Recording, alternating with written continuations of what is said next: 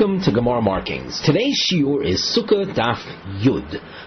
We begin today's Shiur 9 lines from the top of Daf Yud.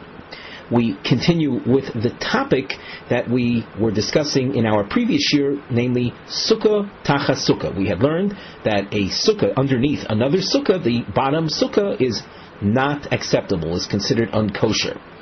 On the side of the Gemara, we have a Nosei Mivneh heading, where a triangle is featured, as it will appear in the Gemara, 3 triangles. They represent Gimel Shitas, 3 opinions, B'Shiur shebein Sucah l'Sucah k'dei shi'eh posel.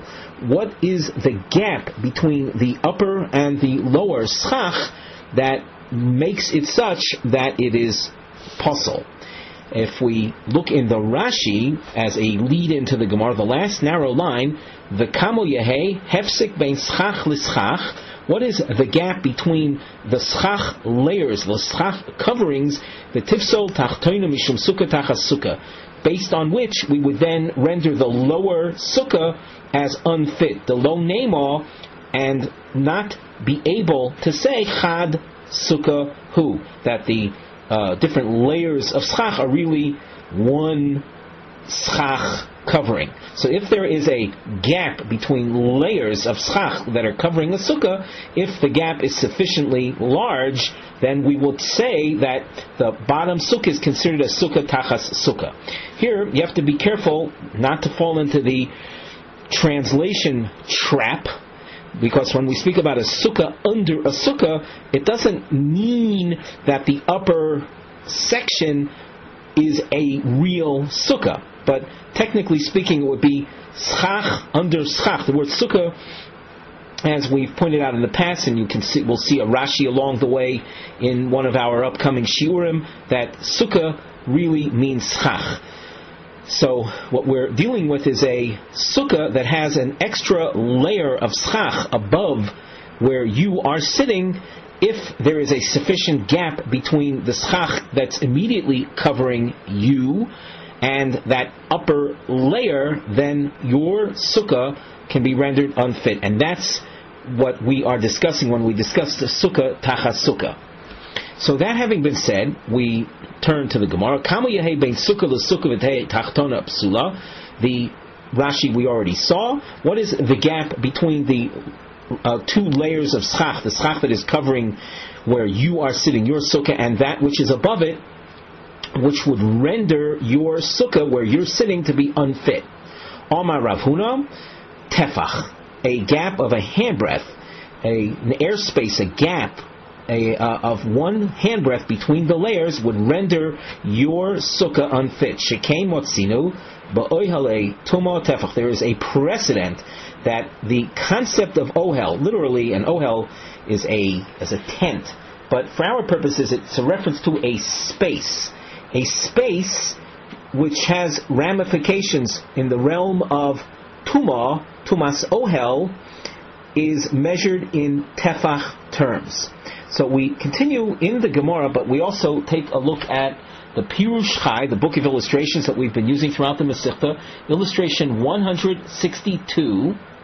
And what we see in this, if we look at this illustration carefully, so you have, on the one hand, you can see what appears to be a table with items under the table, and there's a caption and there's a key to this particular picture.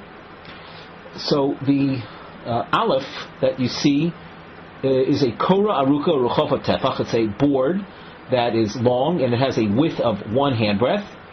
And the beis is a kezayas min hames. It's an olive quantity of corpse matter. And gimel, you see, it reads as follows: Im ha-kora gavoa tefach. If the kora, this beam, is a tefach high, hakli tome, the vessel marked gimel will become defiled because of the mace material, the corpse material. Beis, what happens is that the tuma has the ability to rise and then is caught, so to speak, like if you would imagine smoke that is caught under a ceiling, what happens is it then disperses. So on a spiritual level, the tumah rises because it has a tefach gap, a tefach space in which to rise, and then it fills the area underneath, and I emphasize underneath the board, and then defiles the vessel. V'im lo, if the caption continues reading, and if the korah is not a tefach above the ground, where you don't have an airspace of a tefach, hakli tahor, the kli will remain, that kli mark gimel will remain tahor. Now, Daled, notice, is another vessel on top of the board. Im ha-korah gavoa tefach, hakli tahor, if the board is, as we said before, was a tefach above the ground, creating an airspace of a tefach, so the kli marked Daled, which is above the board, will remain pure, will remain undefiled. The im loy, if the korah, if the board is not a tefach above the ground, so that the board in effect is very close to the corpse material, then hakli tameh afilu adorakia. Anything above, directly above the corpse matter marked bays in the diagram will become defiled all the way up to heaven. Shetuma ritzutza bokas ve'oila. Tuma that is in a continuum, namely there's no gap of a tefach, the tumah penetrates the board and then rises, affecting everything directly above it. So what the point of this discussion is to show that the gap of a tefach has significance, creating a type of domain or unit of space of significance with regard to tumah, and Rav Huna applies that to a gap of significance with regard to the schach as well, thereby causing the lower level of schach under which I am sitting in my sukkah to become unfit because of an additional layer of schach that is a tefach above. If the second level of schach, the higher level of schach, were within a tefach, it would then be considered a continuum of the schach that's covering me, one thick layer of schach. So now let us look into the Gemara.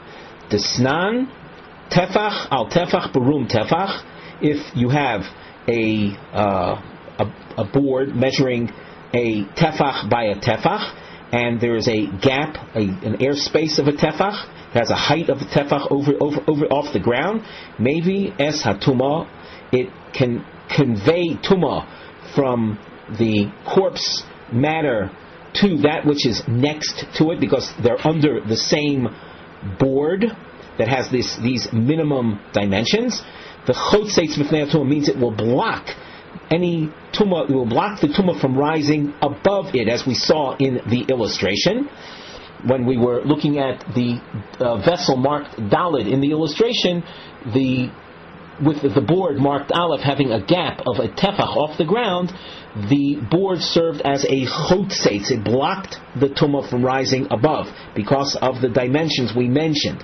Aval pochos merum tefach, if the height is less than a tefach, lo maybe, the tumah will not be conveyed sidewards, the lo chotzeitz, nor will the tumah be blocked. We should say, however, the tumah will not be blocked from rising above, so that if it's within a tefach, so the item to the side is not affected, but that which is above it now is affected. If there is a tefach gap, so that which is to the side will be affected, and that which is directly above will not be affected. We continue. V'Rav Chisto v'Rabba bar Rav Huna Amri, they both say regarding Sucah al Gabi Sucah, they say arba'ah, 4 tvachim. Shalomotzinu mokom choshev pochos me arba'ah.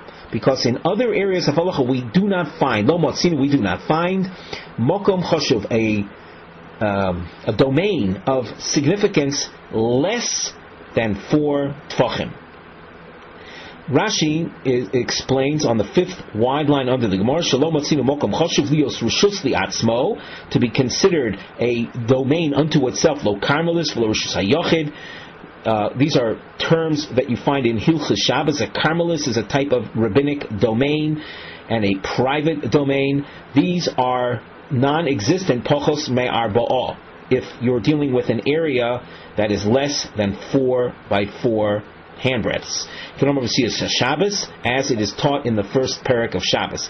V'hochanami, so too here in this case of the Sucah, Al-Gabi Sucah, Lav Rishus Li'atzmo Hi, it's not considered a separate domain, the Kriya Sucah Tachas Sucah, to be considered a Sucah underneath a Sucah. In other words, if the gap between the lower level of schach that's covering me in my sukkah and that layer above it, if the gap is less than 4 tvachim, so the upper level is not significant enough to be called a sukkah tachas sukkah. The upper one being the point reflected in the phrase of tachas sukkah. It's not considered, my sukkah is not considered under a sukkah, because what am I under? I'm under a layer of schach that's within 4 tvachim of my schach. Hence it would be not significant, it would be kosher. But if the gap between the 2 layers of schach is 4 tvachim, then my sukkah in which I'm sitting is rendered unfit. We continue. Shmuel Omar Asara. Shmuel says 10 tvachim, a gap of less than 10 tvachim between upper level of schach and lower level of schach, where namely the schach covering my sukkah where I'm sitting. If the gap is less than 10 tvachim, my sukkah remains kosher. Now this 10 tvachim shiur, my taima d'Shmuel. What is the reasoning behind Shmuel? Answer: kehechshera kach psula. As a sukkah is made kosher, so too that same dimension can render another sukkah unfit. Mahechshera ba'asara, just like the minimum size of a singular sukkah is 10 tvachim, af psula ba'asara, so too the ability to render unfit a lower sukkah is such only if there is an upper layer of schach with a gap of 10 tvachim. We look in the Rashi, Kechshera Kach Psula, Mishum Shtei Sukos, Posla Kra.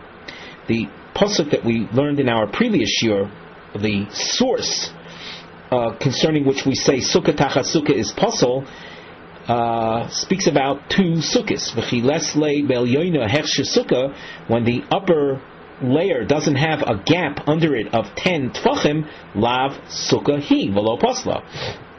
Shmuel is taking a literal approach, which is different than the way we opened our Shiur today. When we opened our Shiur today, we mentioned Sukkah Tachas Sukkah is a reference to really schach under schach.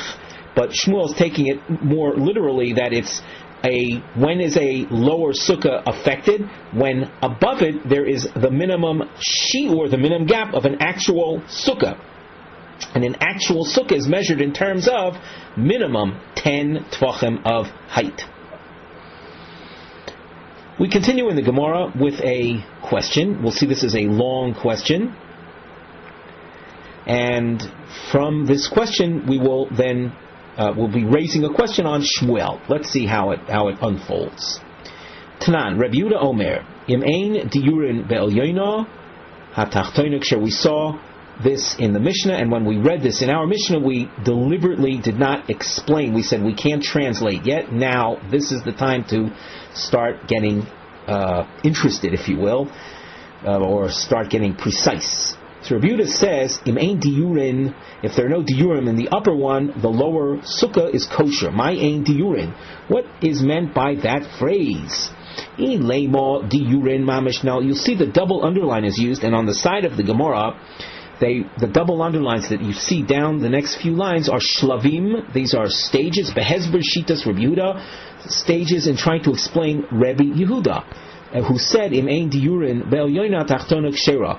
What does Rabbi Yehuda mean? So we have to go through several stages of explanation, and we will encounter diamonds as we go along. These are kushos al shitas Shmuel. These will be questions on that which questions on Shmuel that we're challenging right now. Shmuel spoke about a gap of 10 tvachim as the shiur. let's bear in mind that Shmuel is an Amora, and whatever he says, it's his hope that he is not counter to any Tanaic opinions. That's the optimal approach to a Shita of an Amora. So bearing that in mind, we have a quote from the Mishnah, where Rabbi Yehuda says, if there are no diurim in the upper one, the lower one is kosher. What does that mean? So we continue, I lema diurin mamish, meaning if there are no human beings in the upper one, no actual dwellers.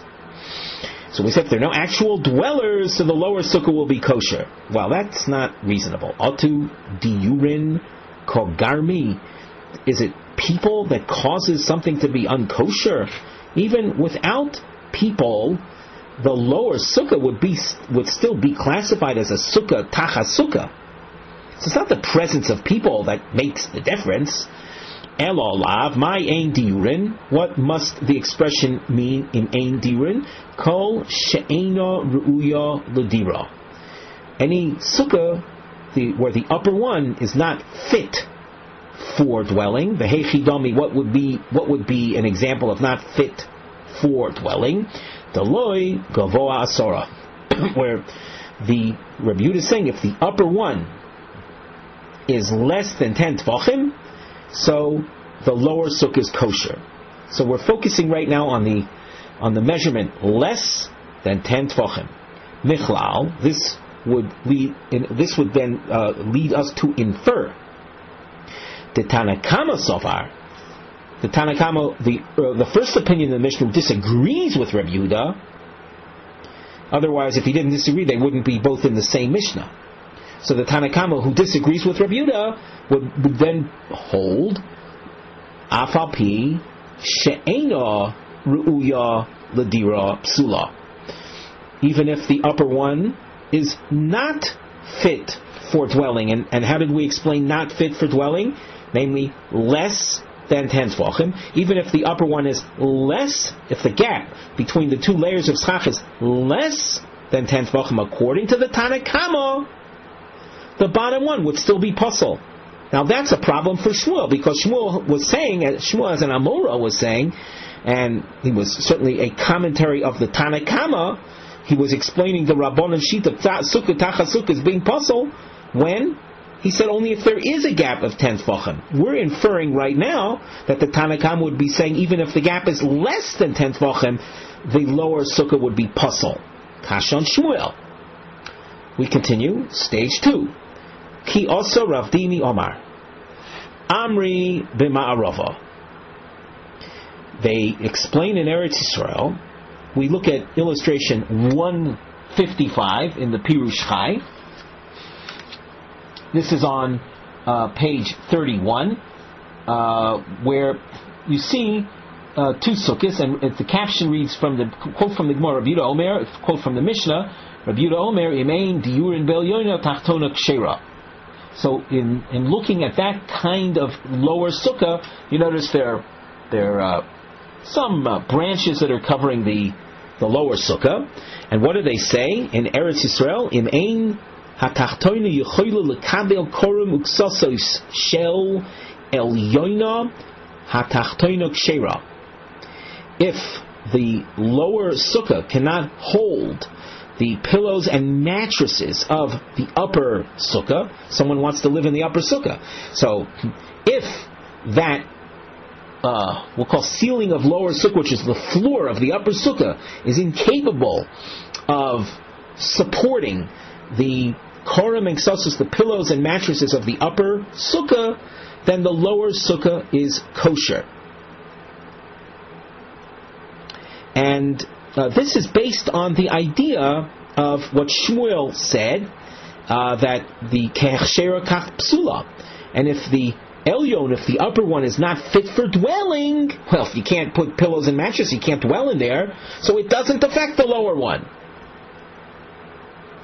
Michlal, this would lead us to infer the Tanakama Sofar, Afalpi she'ena ru'uya lekabel psula. That's not like Shmuel. what is being said here? The inference is that the Tanakam would say that even if the upper one is not fit for dwelling, the bottom one would be puzzle. But Shmuel said that only a kosher kind of sukkah would ruin the lower sukkah. But if the upper sukkah is not fit for dwelling, it's not a kosher kind of sukkah. So why should it ruin the lower one? And yet we're inferring that the Tanakama would be telling you that even if the upper one was not fit for dwelling, it still would ruin the lower sukkah. That is against Shmuel. The Gemara answers, Ika binayhu, di'choilo lekabel al yedei hadchak. Let us look in Rashi to appreciate this response. Rashi is in the middle of the wide lines under the Gemara. Umeshani ika binayu, the Rabbanon savri. The Rabbanon hold, kevan di'choilo lekabel bedochak, since the upper one can support the mattresses with just barely. Dochak would mean just barely, but it can, but just barely support them. Shein Sucah al yoinu mifsala tachtona. There is the Sucah category assigned to the upper one, and hence it's considered a Sucah and ruins the lower one. Rabbi Yehuda Savar, kevan deleko tashmisha lehedya, since it cannot be used easily, lav shame Sucah Allah de Elyona. The upper one does not have a shame Sucah. So, as far as Shitas Shmuel is concerned, there is his opinion of being roy ledira, and only then is the lower sukkah rendered unfit. That everyone agrees with. Everyone agrees that if the upper one is fit for dwelling, but now what does that mean to be fit for dwelling? That is a machlokes tanoim. So you have tanoim arguing about a fine point, but it doesn't clash with Shmuel. Shmuel's point is that if the upper one is fit for dwelling, the lower one is not kosher. Now, what does that mean to be fit for dwelling? We're being a little repetitive now.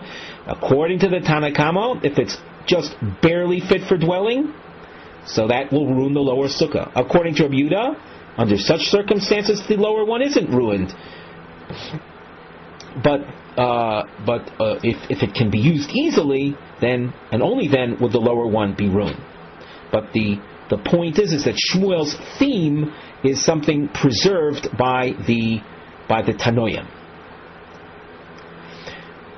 We continue with the new Mishnah. The Mishnah describes a sukkah that's covered with, we'll say, non-schach material. What effect does that have?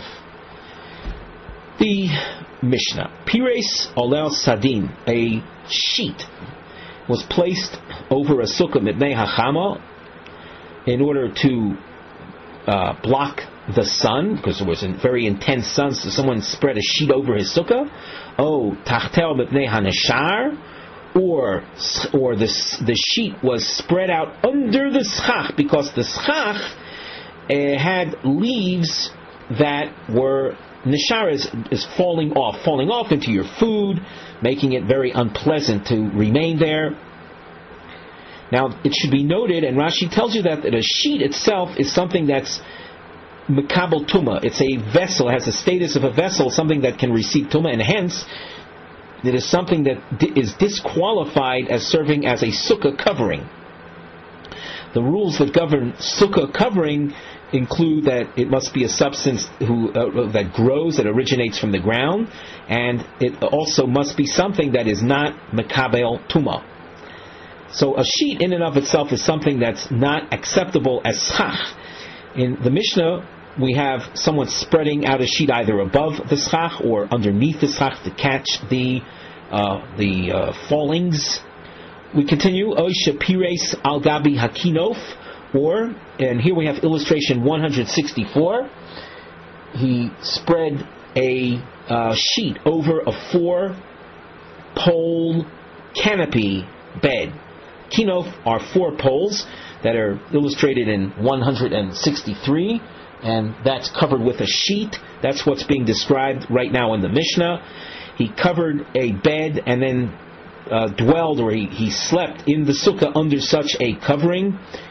Psula. These are examples of something that renders his sukkah performance unfit.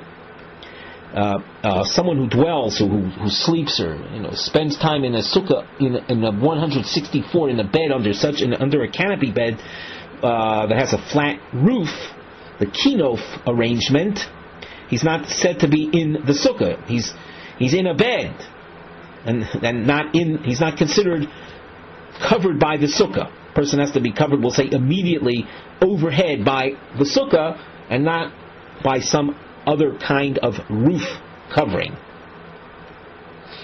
Avol, the Mishnah goes on, Avol pores hu al gabi naklite hamita. Illustration 165. We see a canopy bed, but it's a singular pole at each end of the bed with a crossbar. So if you have a singular pole at each end of the bed with a crossbar and then draping over that a canopy, you'll have a canopy bed, but there's no flat roof to it. A roof is defined as a flat covering measuring a tefach across, a tefach in width. Here it comes to a point. Hence, it's not called a roof, and therefore you're not considered as if you are covered by a roof other than the schach. As far as we're concerned, you're still considered under the sukkah, not under a foreign roof. The Gemara. Omar Rav Chisda, Loi Shanu Elo Mipnei Haneshar. The Mishnah is teaching that the sheet ruins the sukkah, ruins your sukkah performance, is only when it was spread out to catch the nishar, the falling leaves or pine needles or whatever, depending on what kind of branches you use for covering your schach. If they shed their leaves, so this is the nishar, the fallings. So the psul is only if the sheet was spread out to catch the fallings. Avolina oisok shera. If a person spread out a sheet under the schach, the sheet happened to be decorative, lina osa, to decorate, to beautify the sukkah, that's okay. The Gemara says, do I really need Rav Chisda to tell me that? Pshita mitnei hanishar tanan. Rav Chisda's point seems to be obvious. The Mishnah told us that the problem of the sheet is only if you spread it out in order to catch the fallings. So the Gemara says, I still do need Rav Chisda. I know the Mishnah said mitnei hanishar, but ma'u ditemu adin dafilu lina osa. I might have thought that any sheet spreading pastels renders unfit. And that the Mishnah chose to speak about the sheddings or the fallings, because that's the more common reason for spreading out a sheet. But any sheet spreading under the schach would render it unfit. Rav Chisda tells me that that's not so. That only if it's for protection purposes does the sheet spreading present a problem. However, if the sheet spreading is for decorative purposes, the sukkah and your sukkah performance are kosher. Lema misayele. Notice we have a long question marking because lema is in fact a suggestion, it's a question. Can I say that the following Taneg source supports Rav Chisda? The Gemara, as is almost always the case when a lema question appears, it will be rejected. The Gemara afterwards will show how this source does not support him. However, first read through, it seems to support him. In this source, there will be emphasis placed on different types of decorative items. we're not going to translate each one of them. We're relying on the fact that you have the Pirush Chai. Picture 167 provides ample description of the different decorations mentioned here, but we do want to focus on one item, and it's dashed, underlined, the word Sadinim, because that's what we're talking. That's what our sugi is focused on. So now let's see the source. Can we say the following supports Rav Chisda? Sichicha kil chisa, you covered your sukkah with proper schach.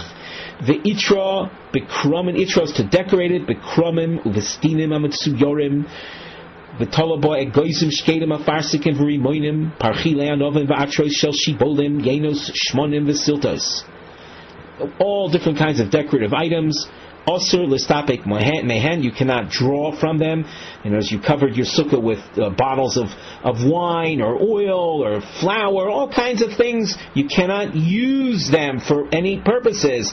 Ad motzoy, we continue at the top of Omid Beis, ad motzoy yom tov v'achron shel chag, until the end of the last day of Sukkot, which we call the end of Shmini Atzeres, or if you're outside of Eretz Yisrael, you would say at the end of Simchas Torah. V'im hisno alem akol ufitano. If you made a condition, and before the Sukkot holiday set in, you declared that I am not removing myself from these decorative items.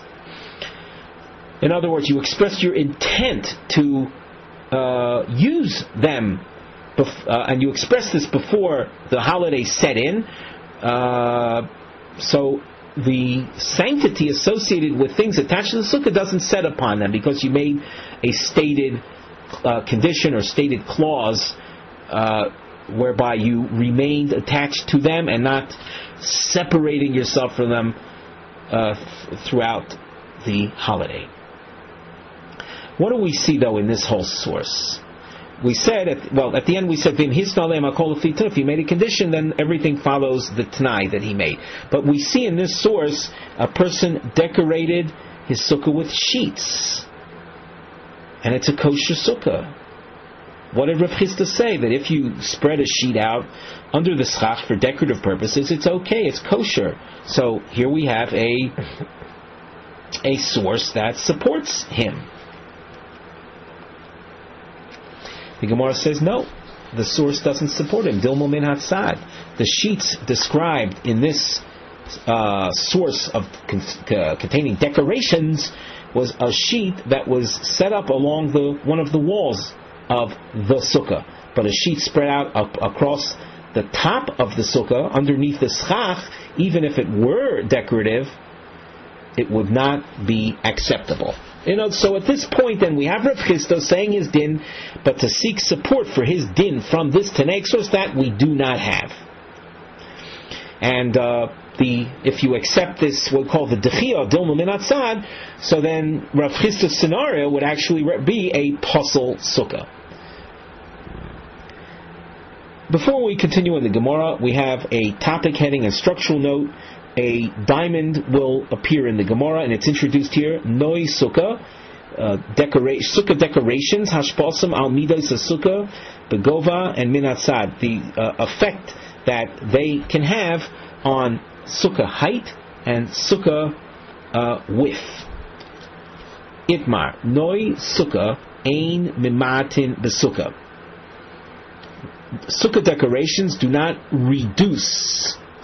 Now, when we say do not reduce, that has different applications.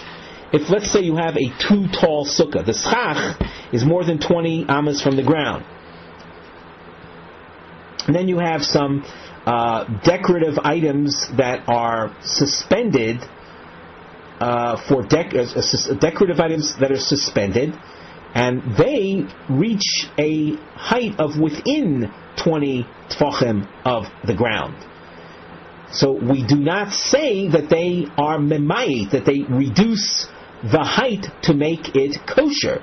Very simply because they are not what's called min schach. They're decorations. They're not items that serve as kosher schach. So since they don't serve as kosher schach, they also cannot reduce the height of the sukkah. Now, on the other hand, They also are not mimayid b'sukkah. Let's say you have a minimum height sukkah. Your schach is 10 tvachim above the ground, and you've got decorations that are suspended from this very short sukkah. The decorations are within 10 tvachim of the ground. They do not render the sukkah unfit. The sukkah remains kosher. Omar Rav Ashi, Umin Hatzad Mima'atin. However, let us say you have a sukkah that is a minimum area of 7 by 7 handbreadths. Such a sukkah basically will hold your Rosho, Rubo, V'Shulchano, as Rashi says. And then you have decorations that are placed along the wall. And since we were starting off with a 7 by 7 tefach area, decorations that are attached to the wall that protrude from the wall will reduce the area available for your use in the sukkah. That represents a problem. In other words, that does pasal. Continuing in the Gemara with a little story. Minyamin Avdei de Rav Ashi. Minyamin is a name of the servant of Rav Ashi. It misha le kitunta b'maya. It misha means became wet, became soaking wet. Kitunta is an article of clothing, a ksoines, so that his we'll say his shirt became wet. B'maya, in water.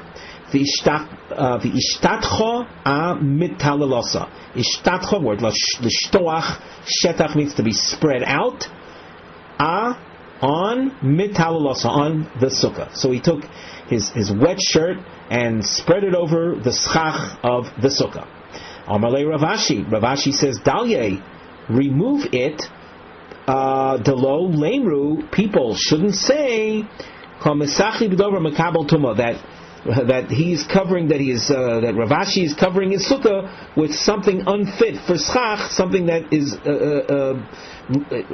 capable of absorbing tumah, namely a shirt. A shirt is it's called a kli, a vessel, and as such it's mekabel tumah, and that would be unfit to use as schach material. So people walking by are going to see my sukkah covered with a shirt. The response to that, let's say, Rav Ashi's instruction was there's no problem. People aren't going to think that Rav Ashi has his sukkah covered with something puzzle. They'll see that the shirt is sopping wet and it was put up there simply to dry. So people aren't going to get the wrong impression. So what was bothering Rav Ashi? Response: L'chiyavsha ku'amino loch. Rav Ashi was telling his servant Minyamin, take it off after it gets dry. Once it gets dry, and it's no longer obvious why it was put up there, and people then could get the impression that I'm using shirts to serve as my schach, so make sure you take it off at that point so that people don't get the wrong idea. Itmar, Noi Sukkah Hamuflogin Mimeno Arba'a. Rashi explains we're talking about sheets that are spread under the schach for decorative purposes. However, the gap between the sheets and the actual schach is 4 tvachim. So the sheets are drooping down 4 tvachim. That's the situation being described. Rav Nachman Amar Kshera of Chistav Rabbo Bar Avuna Amri Psula. You have a machlokes Amoroyim whether this is a problematic situation. It's interesting to note that when we were learning the sugya before, at the end of Yud, Daf Yud Amud Aleph, Rav Chisda, he didn't speak about dimensions or say distances. He simply said that sheets spread out under the schach for decorative purposes is kosher. Here, within that, now that, by the way, the speaker there was Rav Chisda, so it's interesting to note that regarding that issue, Rav Chisda takes a stand, and he says that if the gap is more than 4 tvachim, or is 4 tvachim, that will render it puzzle. And the problem is that you have the shiur, by the way, this dimension of 4 tvachim is something we saw on Amud Aleph regarding the Sucah Tachas Sucah. It's a significant area. Now the Rashi points out psula. Rashi says mishum oihel mafsik v'shtakach delogoni besukah. And it's so interesting to that Rashi uses the word oihel. We saw in the previous sugya ohel being associated with one tefach, but here you see there's some flexibility. Ohel can apply in this case, and with a shiur of 4 tefachim, based on possibly the idea that was mentioned before, that's considered a mokom choshuv. We continue in the Gemara. Rav Chisda v'Rabo bar Rav Huna. Iklu lebereish gelusa. They traveled, they went, they arrived at the home of the exilarch.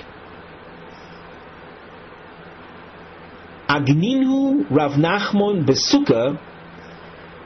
Rav Nachman gave them a place to sleep. Agninu, gona, it means to sleep.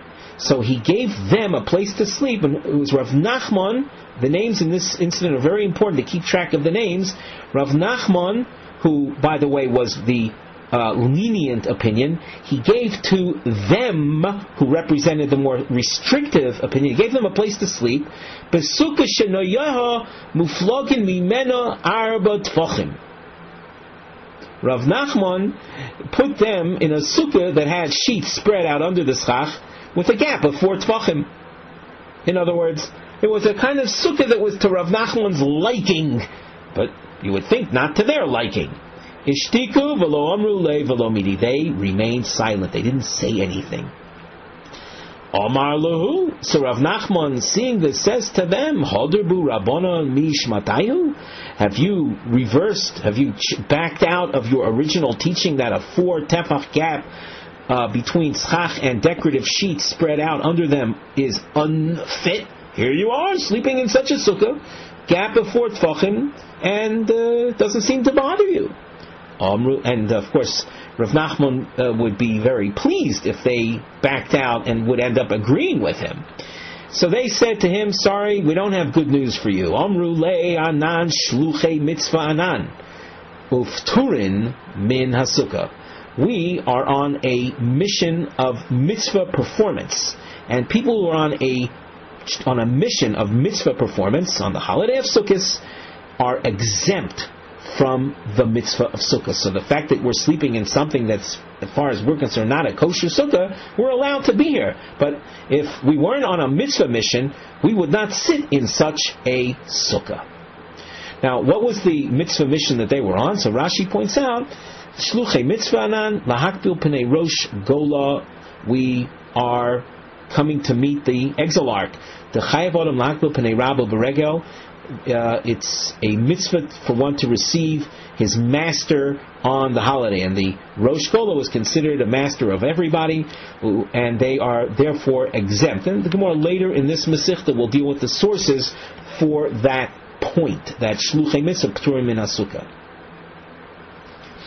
We continue in the Gemara with a new topic heading, the Nosei.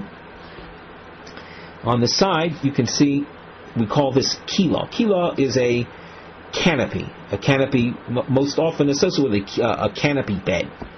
And we also note that this sugya lasts till the Mishnah on Daf Yud Aleph Amud Aleph. So we have a rather long sugya ahead of us. Continuing down, halfway down, Yud Aleph Amud Aleph. Under the Mivneh note, the structural note, you see Roman numerals 1 and 2 are featured, and 1 appears here, and the 2 is on Daf Yud Aleph Amud Aleph. They represent Shnei Lishonos B'divrei Rabbi Yudamar Shmuel Behatiro Shino B'kila B'sukkah. Shmuel allows sleeping in a kila. Kila, again, very loosely, or let's say very generally translated, because there are details. We have 2 Lishonos in the Gemara, but it's the idea of sleeping under a canopy or in a canopy bed. There will be 2 Lishonos. Before we get into the Gemara, we often in Gemara markings like people to get the feeling of an overview, bird's eye view of the sukkah. So Roman numeral number 1, you see Rav Yudamar Shmuel saying Mutter Lishon Bekila B'sukkah. It's mutter to sleep in a kila afal pi sheyesh lo gag. even though a kilo is a flat roof canopy bed that we saw already illustrated, 164.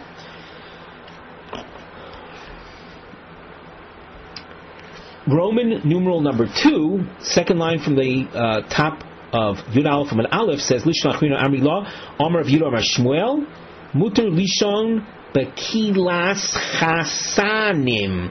Illustration 166, the angular type covering, as opposed to a flat roof covering. Those of you who are familiar with a pup tent, so maybe that's an image that will help you appreciate this more. He says it's mutter to sleep in that kind of canopy bed, lefi she'ein lo gag, because it doesn't have a flat roof.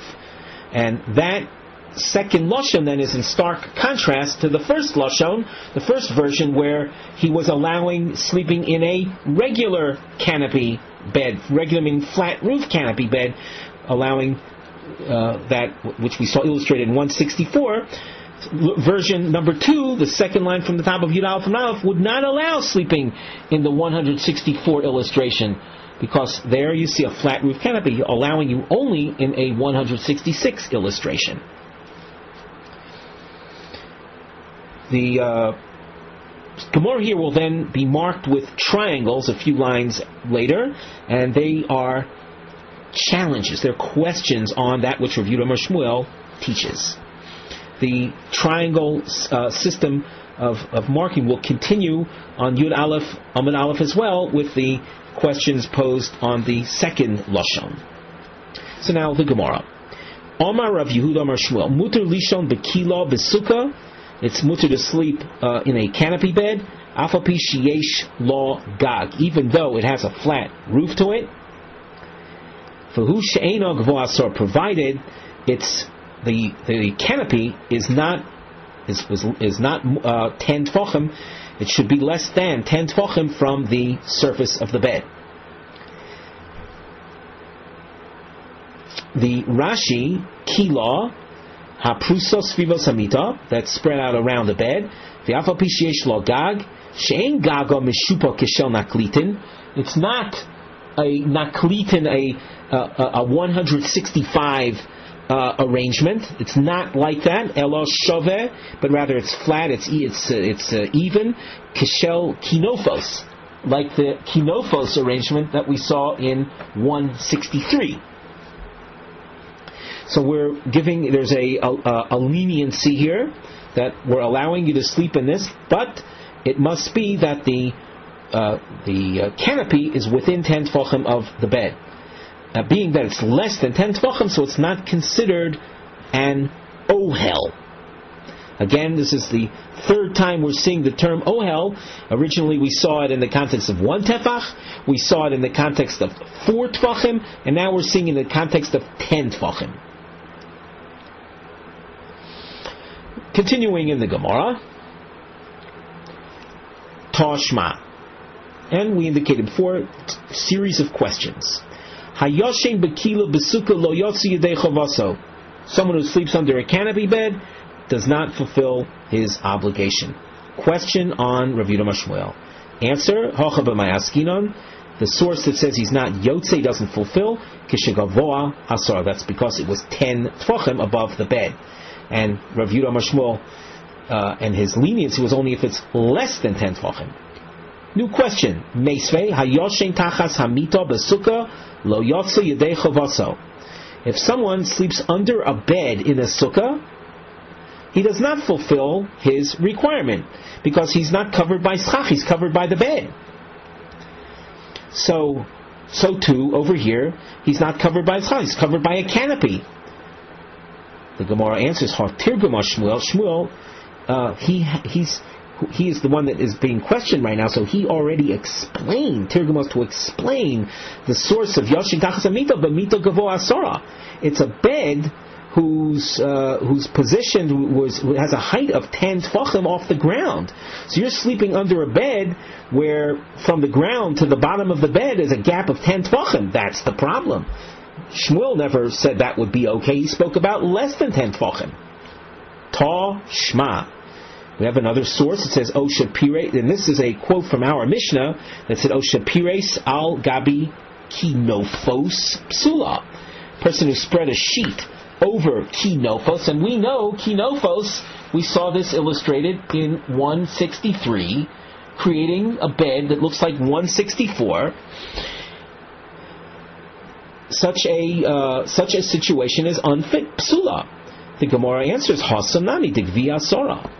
In the case of the Kinofos, it also was 10 tfachim over the bed. That's the problem, and that's not what Shmuel was ever allowing in the first place.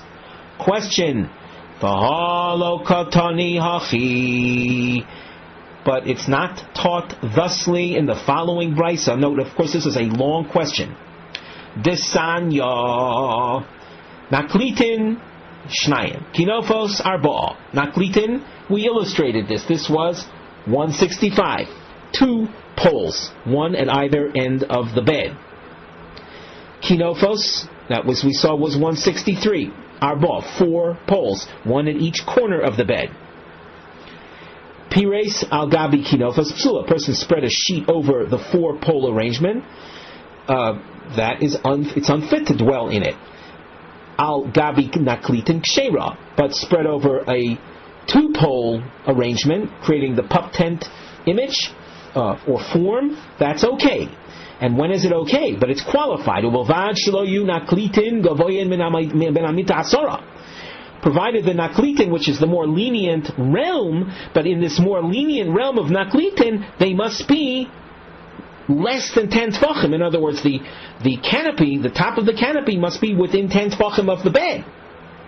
So we would then infer michlal that the kinofos, which we said are psula, afal pi shein gavon asara, they would be puzzle even if they're less than 10. Just like the naklitin, which are kosher, they have to be less than 10. Only if they're less than 10 will they be kosher. The kinofos, which are puzzle under those same circumstances, less than 10. This is a problem for Shmuel.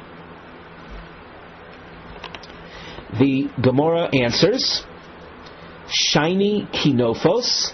Kinofos are different than kila. The kvi'i. Kvi means they are fixed.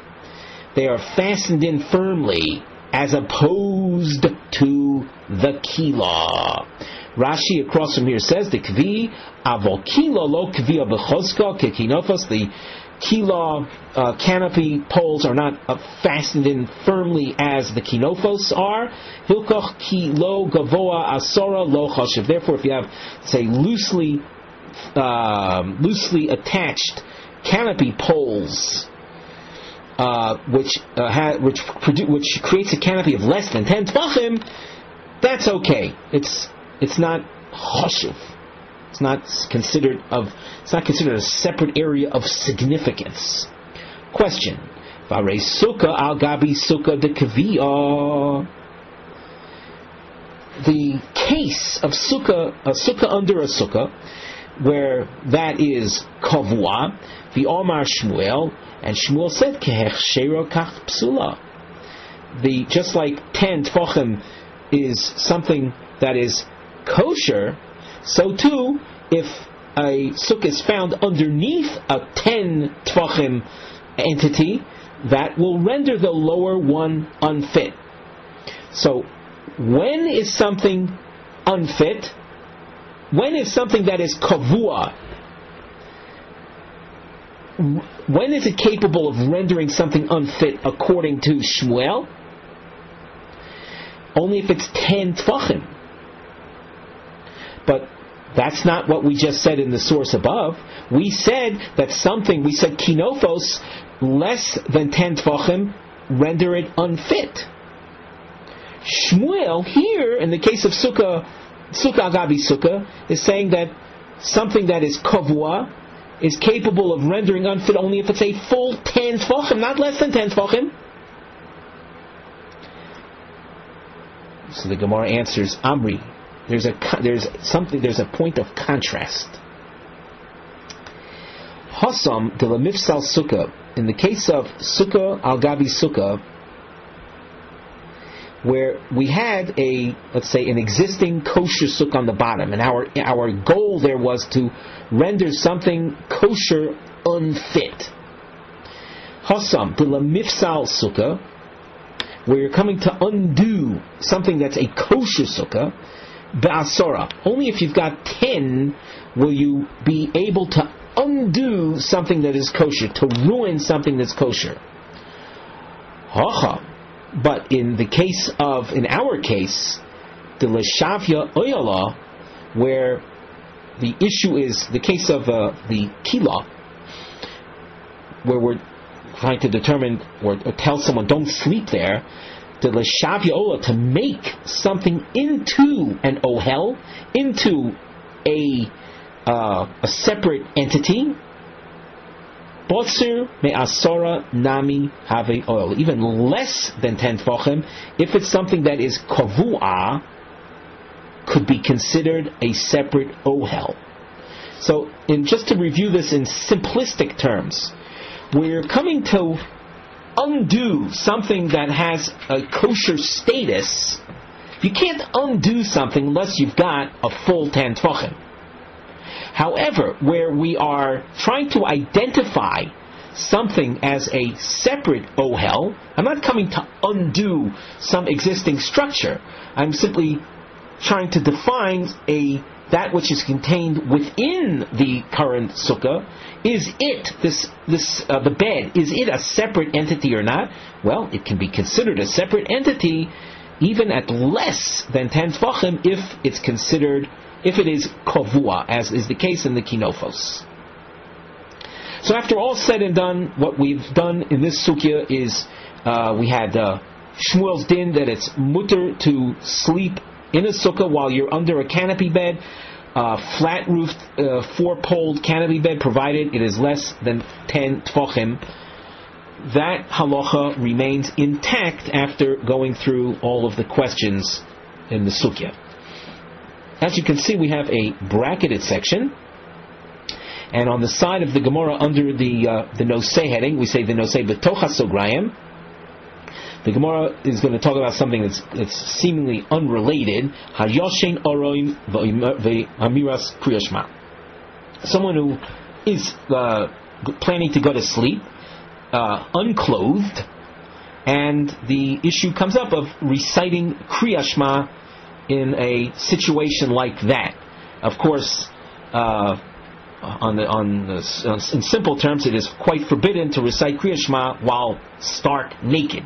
But if one can create a separation between the upper part of his body and the lower part of his body, so then he is allowed to say Kriya Shema. And that will be the discussion within the brackets. We have a bracket note by the star in the other margin. After the brackets, the Gemara will go back. We'll return to the topic of canopy beds in a sukkah. Within the brackets,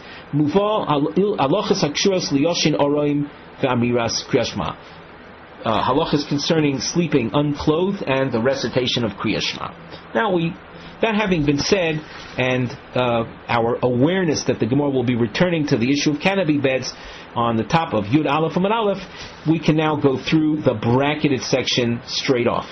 Omar Rav Tachlifo bar Avimi Omar Shmuel Hayoshen Bekila Orum. And it might be noteworthy, even though we're not going to be highlighting this with markings, but Shmuel is the featured speaker here, as he was the daya that we were focusing on till now. So Shmuel says, one who sleeps in a kila, oroim, he's sleeping in a canopy bed, and he's unclothed. Motzi rosho chutz lekila v'korei kriya shema. He sticks his head outside from under the canopy, meaning his head is not covered by the canopy. The rest of his body is still in the canopy. The Korei Kriya Shema, he can recite Kriya Shema that way. He's created a situation of separation of the lower part of his body, which that needs not be elaborated on, how that is not conducive in the sense of holiness to Kriya Shema, but creating this kind of separation, head outside canopy, rest of body in canopy, we have a sufficiently modest and sanctified situation, a situation of sanctity conducive to Kriya Shema recitation. We continue with a question. Meisvei, we have a Tanaic source that seems to present a problem. Hayoshin bekila oroim, one who is sleeping unclothed in a kila, lo yotzi rosho chutz lekila v'yikro Kriya Shema, he shall not stick his head out and rely on that as being sufficient for Kriya Shema recitation. The Gemara answers, there's no problem. Hocha b'mai askinon, the source that says it's prohibited. Kishigavo asora, the canopy bed there is 10 tvachim. The canopy is 10 tvachim above the bed. Let us look in the Rashi. Dibur Masav V'Korei Kriya Shema. Right across from here, V'Korei Kriya Shema. The Kevon Delav Oyelhu Lo Amrinon Lemokim Sherubo Sham Roishoy Nizrak V'Litzar. Mishum lo yireh b'cho ervas dovar el arei kemotzi rosho chutz lechaluko. If your head is outside a canopy that is less than 10 tefachim, so the canopy is not viewed as an ohel. It's not viewed as an ohel, let's say, as your house. Imagine someone were naked and stuck his head out the window of a house. There, according to what we're seeing right now, we would say, well, the head is considered where the body is. However, with a canopy less than 10 tefachim, it's no different than someone, let's say, wearing a bathrobe, where he comes out of the shower wearing a bathrobe. So he's not wearing anything else. But his head is sticking out from the bathrobe, and the rest of the body, his body is covered in the bathrobe. That's what Rashi was referring to when he says that it's like motzi rosho chutz lechaluko, and that would be okay for Kriya Shema recitation. So to a canopy less than 10 tefachim is like wearing a bathrobe. And a canopy bed of 10 tefachim or more is already something else. And then, as Rashi said, the head would be considered where the body is, and hence sticking the head out of such a canopy of 10 tefachim would not be sufficient. The Gemara continues, Hochi nami mistabra midikotoni seifa. The explanation we just gave of the kilo prohibition as a result of 10 tefachim is likely. As it says in the seifa, the continuation of the source, it says, what is the kilo case reminiscent of? Like someone standing naked in his house, that he shouldn't stick his head out the window and recite Kriya Shema. Shema Nina. So this shows that the Kila source, the Tanaic source that restricted the recitation of Kriya Shema, was talking about a Kila of 10 tefachim, similar to the case of a house. A house, of course, is something that has at least 10 tefachim to it. The Gemara continues, Ubayas Nami. However, and this is a qualification, when it comes to a house, Afal Pi She'ein Gavoa Sora, a house, even if it's lacking 10 tefachim, a house maybe that's suffering from ground settling, where the walls and ceiling settle into the ground, and you can have a situation where there's very little space between the floor and the ceiling. It's within 10 tefachim, the ceiling's within 10 tefachim of the floor. If you're dealing with a house, a permanent type structure, as opposed to a bed and canopy, then afal pi she'ein gavoa sora, even if it's less than 10 tefachim, kivan de kavia, since it's something that's of a fixed nature, permanent nature, as opposed to a canopy bed, oyolahu, it is considered an ohel, the lo gora mi kinofos. It is no less in significance than kinofos. And regarding kinofos, we saw before, and if you like, you can use little arrow to the left-hand side of the Gemara text to help you find back on Yud Amud Beis what we are referring to, where we said that the kinofos, being that they were kavua, even less than 10 tfachim, presented a problem. In that case, it was a problem of being in an oyel other than the sukkah. Now, as we mentioned, we now start the second lashon concerning canopy beds. Lishno achrino amrilo omar Rav Yehuda Amar Shmuel. Another lishno, another version concerning what did Rav Yehuda Amar Shmuel say. Muter lishon bekilas chasanim besukkah. It's mutter to sleep in a kilas chasanim, and that was illustration 166, the pup tent style bed canopy. Lefi she'ein lo gag, because it doesn't have a flat roof. It has a sloping. It's a sloping covering. Afal pi shegavoa asora, even though it has a height of 10 tfachim.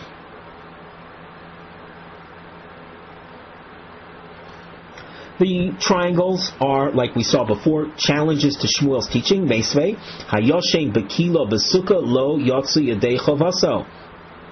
One who sleeps in a canopy bed does not fulfill his mitzvah of sukkah. Problem for Shmuel.